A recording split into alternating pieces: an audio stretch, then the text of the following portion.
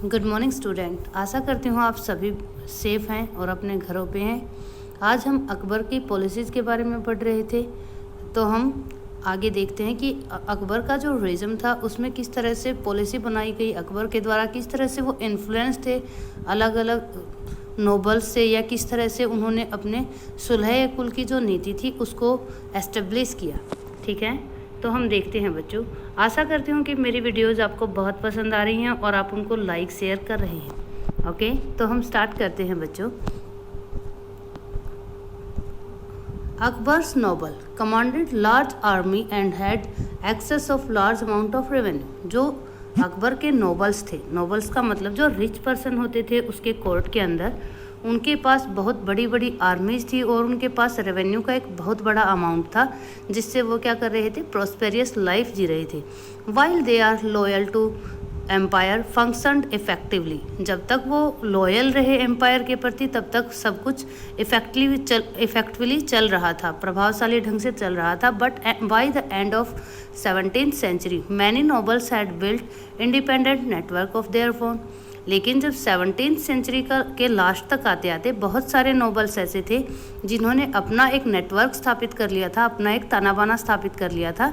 There loyalty to the empire was weaken by their own self interest. उनकी जो loyalty है वो कमज़ोर पड़ गई थी उनके सेल्फ इंटरेस्ट की वजह से। उनका सेल्फ इंटरेस्ट क्या था बच्चों?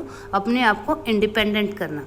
While Akbar was at Fatehpur Sikri during the 1570, जब अकबर फतेहपुर सिकरी के अंदर थे 1570s के अंदर, he started discussion on religion with the ulema, Brahmins, Jesuits, priests who were Roman Catholic and Zoroastrians. उन्होंने डिस्कशन करना आरंभ किया धर्म के ऊपर।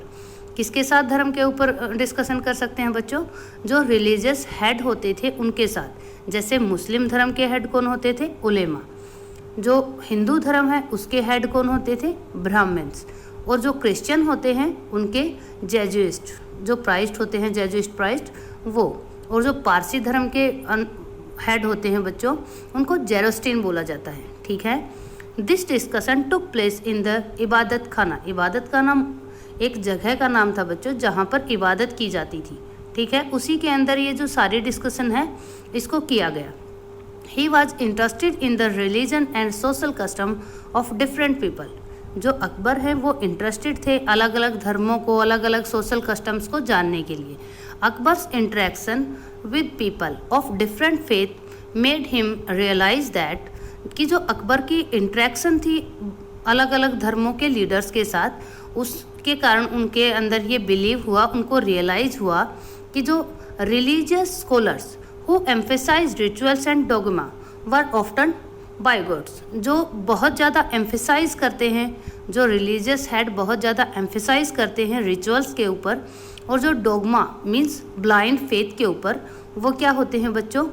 हार्श हो जाते हैं। हार्श का मतलब हार्श, वो बहुत ज़्यादा कट्टर हो जाते हैं। ठीक है, हार्श रिलीजन का मतलब होता है किसी धर्म को इतने डीपली या फिर इतना एक्सट्रीमिज्म में वो करना कि उसके ऊपर ब्लाइंड फेथ हो जाए और हम दूसरे जो जितने भी रिलीजन हैं उनको इन्फीरियर समझने लग जाए। ठीक है, there teaching create division and disharmony among his subject. कि जो उनकी टीचिंग से, किसकी बात हो रही है बच्चों?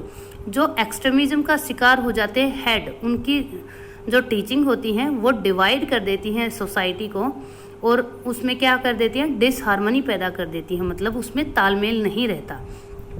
दिस इवेंचुअली, कि इसका रिजल्ट क्या हुआ, इवेंचुअली अंत में क्या हुआ? Led Akbar to the idea of Sulh Kul. इसने अकबर को एक ऐसा आइडिया दिया जिसका नाम क्या रखा गया बच्चों? सुलह कुल। सुलह कुल का मतलब है सभी कुलों के बीच में सुलह रखना, मतलब यूनिवर्सल पीस, कि सभी के लिए शांति हो। दिस आइडिया ऑफ टॉलरेंस, ये जो आइडिया था टॉलरेंस का आइडिया कौन सा था बच्चों? सुलह कुल और यूनिवर्सल पीस। ठीक है, did not discriminate between people of different religion in his realm. कि जो अपने क्षेत्र में अलग अलग डिफरेंट रिलीजन के लोग थे उनके बीच में कोई भेदभाव नहीं करता था, डिस्क्रिमिनेट नहीं करता था उन्हें। Instead it focus on a system of ethic. लेकिन इसके अलावा वो क्या करता था, फोकस करता था जो सिद्धांत होते हैं उनके ऊपर। अभी बात हो रही है बच्चों, कौन से सिद्धांत की बात करेंगे हम, जैसे दिखाया गया है ऑनेस्टी, जस्टिस और पीस। जो ऑनेस्टी होती है, ईमानदारी होती है, उसके ऊपर, और जो न्याय होता है, शांति होती है, वो जो सिद्धांत होते हैं दैट वर यूनिवर्सली एक्सेप्टेड। ये ऐसे सिद्धांत होते हैं जिनको सारी दुनिया में जो हर जगह माने जाते हैं। Abul Fazl helped Akbar in framing a vision of governance around this idea of Sulh Kul. Abul फजल कौन था बेटा, अकबर का फ्रेंड था और एक कॉर्टियर भी था, उसी के दरबार का एक दरबारी भी था। उसने अकबर की हेल्प की ताकि एक विजन क्रिएट कर सके ऐसी गवर्नेंस का जो किस आइडिया पे बेस हो, सुलह ए कुल के आइडिया पे बेस हो, मतलब हर जगह शांति स्थापित हो, इस तरह से गवर्नेंस चलानी चाहिए। This principle of governance was followed by Jahangir and Shah Jahan as well. ये जो प्रिंसिपल था सुलह ए कुल का, इसको गवर्न किया गया था, किसके फॉलो किया गया था, जैसे एस्टेब्लिश किसने किया, अकबर ने किया, लेकिन उसके जो जहांगीर और शाहजहां, उसके जो एंसेंटर्स, उनके जो डिसेंटर थे, सक्सेसर थे, उन्होंने भी उसको फॉलो किया। ठीक है बच्चों, मतलब उनका जो राज था उसमें भी उन्होंने सुलह कुल को अप्लाई रखा। ठीक है। The Mughal empire in the 17th century and after. Mughal empire जैसे कि हमने देखा पहले बहुत स्ट्रॉन्ग था, अब आगे बात चल रही है कि 17th सेंचुरी तक आते आते मुगल एम्पायर को किस तरह से देखा जा रहा था सारी दुनिया के द्वारा और हमारे हिंदुस्तान के द्वारा भी। The administrative and military efficiency of the Mughal Empire led to a great economical and commercial prosperity। जो एकेडमिकल और मिलिट्री फोर्सेस थे मुगल्स के, वो बहुत इफ़ेक्टिव थे बच्चों, इसलिए उनके पास बहुत, अगर ज़्यादा इफ़ेक्टिव होंगे तो क्या होगा बच्चों, ज़्यादा बड़े एरिया पे वो कैप्चर कर पाएंगे और उसी के कारण बहुत सारे इकोनॉमिकल और कॉमर्शियल रिसोर्सेज उन्हें मिल जाएंगे। अगर रिसोर्सेज मिल जाएंगे तो क्या हो जाएगा बच्चों, उनके अंदर एक प्रोस्पेरिटी आ जाएगी, एक समृद्धि की भावना आ जाएगी। ठीक है। International travellers described it as a fabled land of wealth. जो इंटरनेशनल ट्रैवलर्स उस टाइम भारत आ रहे थे, वो इसको कैसे देख रहे थे, एक धन दौलत का कल्पना वाला देश, मतलब एक ऐसा देश जो सिर्फ काल्पनिक है, जिसको बड़ी मुश्किल से देखा जाता है, ऐसा देश उस टाइम कौन सा था, भारत था बच्चों।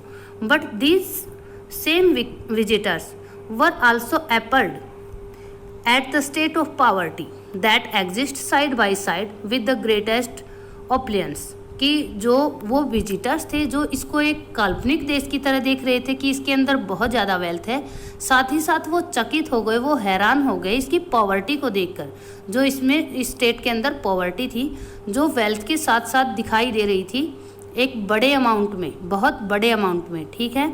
The inequality were glaring. जो अनइक्वलिटी थी वो स्पष्ट दिखाई दे रही थी। Documents from the 20th years of Shah Jahan reign, कि ऐसे डॉक्यूमेंट जो शाहजहां का जो राइम था, जो उसका शासनकाल था, उसके 12वें साल में लिखे गए थे।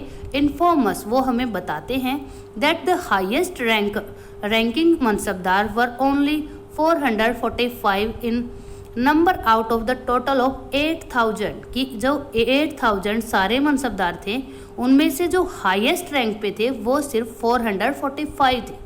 ठीक है, समझ में आ रहा है ना बच्चों। तो आगे हम कंटिन्यूस करते हैं। दिस स्मॉल नंबर, कौन सा स्मॉल नंबर, 445, अब mere 5.6% of the total number of mansabdar. वो टोटल नंबर ऑफ मनसबदार का कितना परसेंट था, 5.6% था, लेकिन वो कितना रेवेन्यू रिसीव कर रहा था, received 61.5% of the total estimated revenue of the empire as salaries of themselves and their troops. कि जो मनसबदार थे जो 5.6% थे, वो रिसीव कर रहे थे 61.5% रेवेन्यू को, जो एस्टिमेटेड रेवेन्यू था एम्पायर का, किसके रूप में बच्चों, उनकी सैलरी के रूप में, और उनकी जो ट्रूप्स की सैलरी थी उसके रूप में। ठीक है, तो आप देख पा रहे हो बच्चों सिर्फ 5% लोग ऐसे थे जिनके पास 61.5% रेवेन्यू जा रहा था।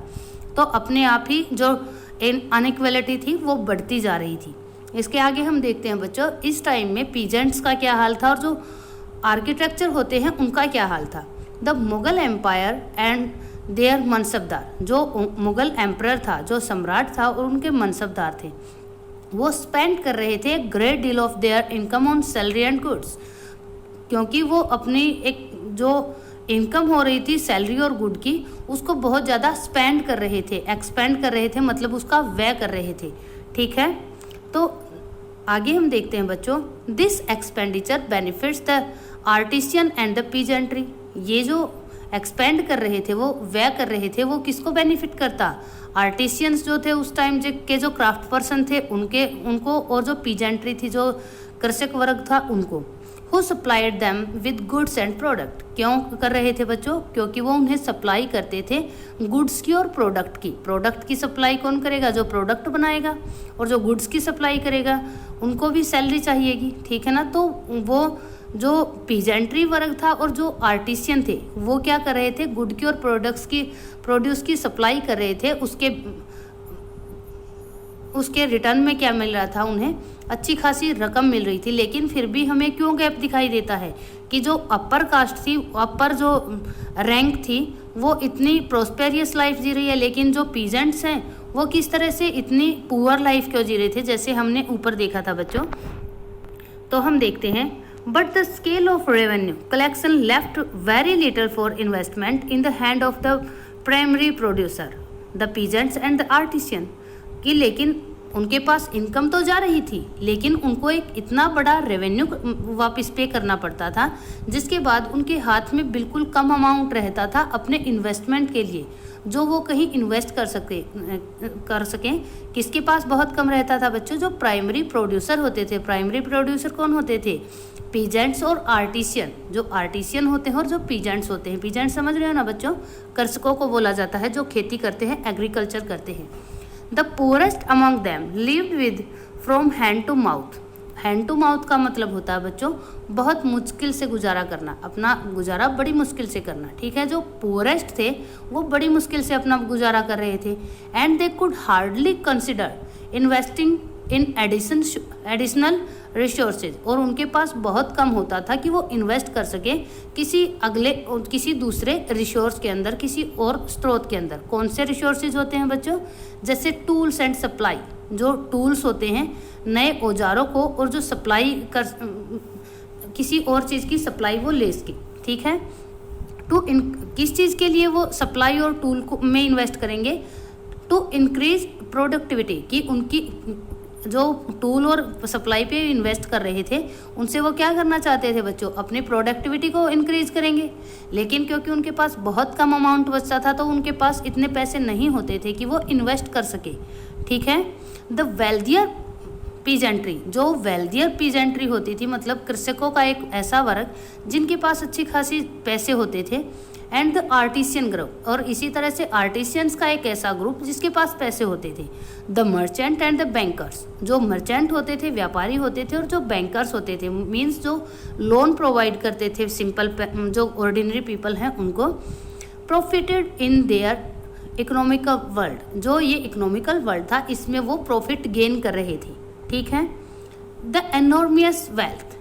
जो एनॉर्मियस वेल्थ थी, जो बहुत ज़्यादा वेल्थ थी, and resources commanded by the Mughal elites made them an extremely powerful group of people in the late 17th century. बहुत ज़्यादा वेल्थ और जो रिसोर्सेज थे, जिसे कौन कमांड करता था? मुगल एलियट। एलियट का मतलब होता है बच्चों कुलीन वर्ग। कुलीन वर्ग का मतलब नोबल्स। ठीक है, मुगल्स के जो नोबल्स थे वो एक्सट्रीमली पावरफुल हो गए थे।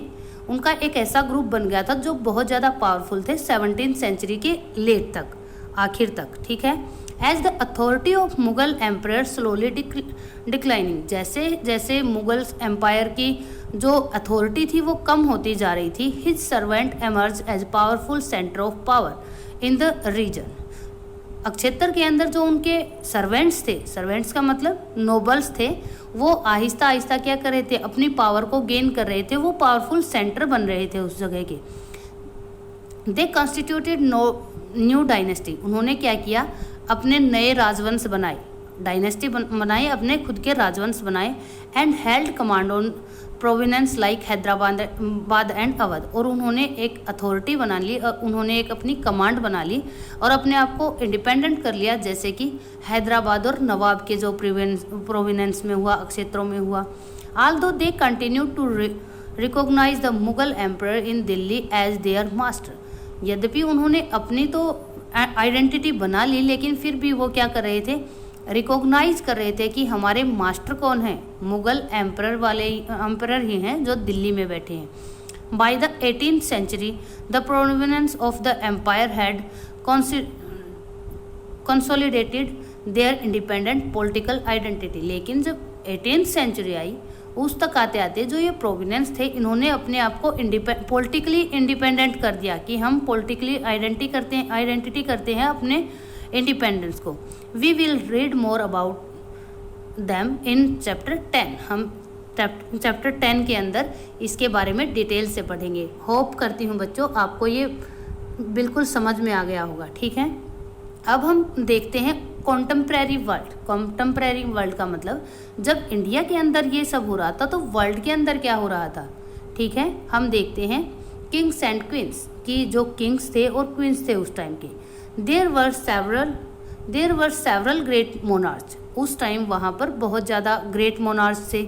ऑल नियर कॉन्टेम्प्रेरी, जो सारे कॉन्टेम्प्रेरी ही हैं, मतलब उसी टाइम के। कॉन्टेम्प्रेरी का मतलब समकालीन होता है बच्चों, कि जिस टाइम यहाँ पर अकबर का शासन चल रहा था या मुगल एम्परर चल रहा था, उसके कॉन्टेम्प्रेरी वर्ल्ड में कौन थे, ठीक है। In the different part of the world in 16th century के अंदर बहुत सारे ग्रेट मोनार्च हुए, उनके बारे में हम पढ़ेंगे। This included the ruler of Ottoman Turkey, जो ऑटोमन टर्की है इसके जो किंग रूलर थे उनको भी इसके अंदर इंक्लूड किया जाता। क्या नाम था उनका बच्चों, सुल्तान सुलेमान उनका नाम था। सुल्तान क्योंकि टाइटल होता है, आप सभी को पता होगा कि सुल्तान एक टाइटल होता है। उसकी ड्यूरेशन कब से कब तक थी बच्चों, सुल्तान सुलेमान की 1520 से लेके 1566 तक, ठीक है। During his rule of Ottoman state, जब वो रूल कर रहे थे ऑटोमन स्टेट के ऊपर, तो स्टेट कहाँ तक एक्सपेंड किया, स्टेट एक्सपेंडेड इनटू यूरोप के अंदर एक्सपेंड किया। साइज हंगरी, उन्होंने हंगरी के ऊपर साइज कर लिया, उसको अपने कैप्चर में ले लिया, अपने कंट्रोल में ले लिया। एंड बिसाइजिंग ऑस्ट्रेलिया, और जो ऑस्ट्रिया है हंगरी के पास ही एक वो देश है बच्चों, कंट्री है जिसका नाम ऑस्ट्रिया है, ठीक है। ऑस्ट्रेलिया से कंफ्यूज मत करना इसे, ठीक है। तो जो ऑस्ट्रिया है उसको क्या कर दिया, बिसाइज कर दिया, उसको घेर लिया। हिज आर्मी आल्सो साइज, उसकी आर्मी ने कहाँ साइज कर लिया, बगदाद और इराक के अंदर, ठीक है। Much of the north Africa all the way into Morocco acknowledge Ottoman authority, और जो बहुत सारे नॉर्थ अफ्रीकन कंट्रीज हैं जिसके अंदर कौन सा देश भी है, मोरक्को देश भी है, उन्होंने क्या किया, ओटोमन जो अथॉरिटी थी उसको एक्नॉलेज किया, उसको पहचानने का मतलब ये है बच्चों, वो उसका प्रभुत्व स्वीकार करते हैं, ठीक है। जहाँ कहीं भी रिकॉग्नाइज एक्नॉलेज आ जाए तो आप ये समझा करो कि वो उनकी अथॉरिटी को एक्सेप्ट कर रहे हैं, ठीक है। Suleiman also reconstructed the Ottoman navy, Suleiman ने ऑटोमन जो नेवी थी उसको भी दोबारा से कंस्ट्रक्ट किया, दोबारा से रिकंस्ट्रक्ट किया उसको। It's domination over the eastern Mediterranean brought the navy into competition with Spain. जो ईस्टर्न मेडिवल पार्ट है, मेडिटेरेनियन सी का तो पता है ना बच्चों आपको, जो इसका ईस्टर्न पार्ट है वहाँ पर जो ऑटोमन नेवी है उसका डोमिनेंट था, उनने किसको कंपटीशन दिया, स्पेन को कंपटीशन दिया। इन द अरेबिक सी, जो अरेबिक सी के अंदर उनका प्रभुत्व बन रहा था, इट चैलेंज द पोर्टुगीज, उन्होंने किसको चैलेंज दिया, पोर्टुगीज को। जो पुर्तगाल के वो होते हैं, लोग होते हैं, उनको पोर्टुगीज बोला जाता है बच्चों। The monarch was given the title of al Qanuni, जो अल कानूनी नाम का टाइटल मोनार्क ने को दिया गया था, जिसका मतलब होता है लॉ गिविंग। देखो बच्चों आप लोगों को पता है कानूनी का मतलब क्या होता है, लॉ, कानून का मतलब लॉ होता है ना, कानूनी का मतलब होता है लॉ गिवर, ठीक है। Because of the large number of regulations passed during his regime, कि उसके जो शासनकाल था उसके अंदर बहुत तरह के रूल पास किए गए थे, कानून पास किए गए थे, रेगुलेशंस पास की गई थी, इसलिए उनको क्या कहा जाता है, अल कानूनी कहा जाता है। These were aim to the standardise administrative producers throughout the expedition domination of the empire and specifically to produce the peasantry from forcing labour and extraordinary taxes. इसने क्या किया कि जो डोमिनेंट था एम्पायर का उसको बढ़ाया, क्योंकि इसमें क्या किया गया था, जो टैक्सेस थे उसको कम कर दिया गया था, डिडक्ट कर दिया गया था। इसको किस लिए किया गया बच्चों, स्पेशली प्रॉफिट देने के लिए जो पीजेंट्री वर्ग है उसको, और जो लेबरर थे उनको उस जो एक्स्ट्रा ऑर्डिनरी टैक्स थे उनको रिमूव किया गया इन कानूनों के द्वारा। ठीक है। Letter in the 17th century में क्या हुआ, while public order decline the Ottoman domain, जब पब्लिक ने ऑर्डर कर दिया, मतलब जब ऑटोमन एम्पायर का डिक्रीज हो गया, फॉल हो गया, उसके बाद देखा गया कि तो द राइम ऑफ सुलेमान कानूनी, जो सुलेमान कानूनी का शासनकाल था, was recommended as the period of ideal governance. उसको कैसे रिकॉग्नाइज किया गया, आइडियल गवर्नेंस के लिए, कि उनकी गवर्नेंस जो उनके काम करने का तरीका था वो बहुत आइडियल था। जैसा कि हमारे देश में अगर हम बात करें इंडिया की, तो किसके टाइम को हम आइडियल मानते हैं बच्चों, एडमिनिस्ट्रेटिव के बिहाफ में, जैसे अलाउद्दीन खिलजी के टाइम को मानते हैं। ठीक है। उसी तरह से जो ऑटोमन एम्पायर का जब डिक्लाइन हुआ तो किसके वो शासन को आइडियल माना गया बच्चों, सुलेमान कानूनी के जो शासन है उसको आइडियल माना गया। Find out more about Akbar's other contemporary, आपको फाइंड आउट करना है अकबर के जो बाकी कंटेम्प्रेरी थे, जो उनके टाइम के बाकी रूलर थे। द रूलर ऑफ इंग्लैंड, जो इंग्लैंड के रूलर थी वो कौन थी, क्वीन एलिजाबेथ। ठीक है। अगर आप इसके टाइमलाइन को देखोगे तो आपको पता चलेगा कि ये अकबर की क्या थी बच्चों, कंटेम्प्रेरी थी। ठीक है। The Safavid ruler of Iran, कौन थे सफाविद रूलर, मैंने आपको बताया था ना सफाविद क्या होता है। ठीक है। उसके रूलर का नाम क्या था बच्चों, शाह अब्बास नाम था। And the more controversial Russian ruler, और जो बहुत ज़्यादा वाद विवादों में रहते थे रशियन रूलर, उनका क्या नाम था बच्चों, जार इवान। जो जार इवान फोर्थ के नाम से जाते हैं, उनको क्या कहा जाता है बच्चों, इवान ऑफ ट्रिबल, उनको ट्रिबल का इवान भी कहा जाता है, मतलब वो बहुत ज़्यादा क्रूअल थे इसलिए उनको ट्रिबल बोला जाता है बच्चों। ओके। आशा करती हूँ आपको बहुत अच्छा लगी होगी। अगर अच्छी लगी हो तो लाइक करना, सब्सक्राइब करना। ओके बच्चों, take care, stay home, stay safe.